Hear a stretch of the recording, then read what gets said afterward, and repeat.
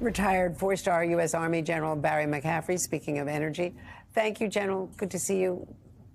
Well, Russia is at it again. Airstrikes are now being reported across Ukraine, including in Kyiv. While visiting the liberated city of Kherson yesterday, President Zelensky described the time as the beginning of the end of the war. Does he have that right? Well, I think it's clear that Ukraine is winning, both politically in terms of pulling together an international support, economic constraints on Russia. On the ground, both tactically and operationally, the Ukrainian armed forces have been utterly magnificent at a high cost. What is clearly also happening, though, the Russians in the last 24 hours fired more than 85 missiles targeting the energy infrastructure of Ukraine. It's knocked a lot of it out. It's unlikely that that will end the war, but it does show you, it seems to me, that Putin is 100% committed to his political survival to continue the fighting, and he's doing very badly. So this war isn't over. I don't think it's going to slow down appreciably during the winter. A lot of discussion about Valley Forge. They'll go to ground and fighting pick up in the spring. I don't think that's going to happen. This is a fight to the death, and the Russians are doing very badly. And as you point out, Russia is destroying so much of the infrastructure. Just in Kherson, there's still no power. It's cold. How does Ukraine get through this winter with this carpet bombing? Well, to be honest, I think they're going to get through it. It's going to be abject misery for the civilian population. It's going to affect their economic capability in a very severe way.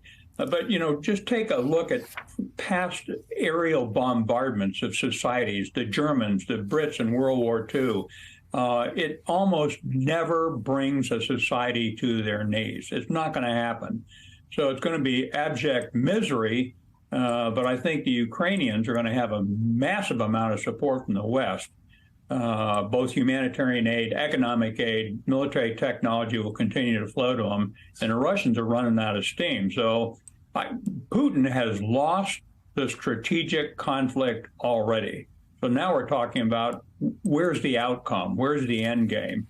Zelensky ought to be talking to him. When you're winning is when you use diplomacy. So I hope he does reach out to the Russians and gets not just a ceasefire, but some end game in sight, and then force the Russians through continued aggressive military action against them to cave in and talk. We've already seen some disagreement within the administration.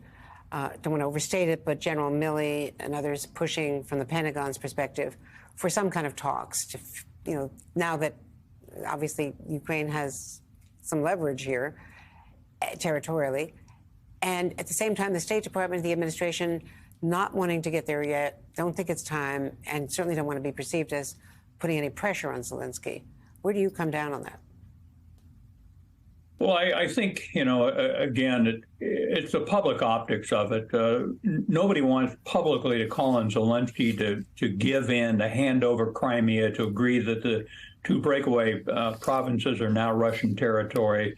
So it's the public enunciation of those stands, I think, that probably bothered the White House. But this is a good time for Zelensky to talk. And I think he actually was doing that in his call into the G20, saying now's the time for the war to end. But the problem is going to be Putin's political and possibly physical survival won't allow him to give up on his objective. The objective wasn't just the border regions.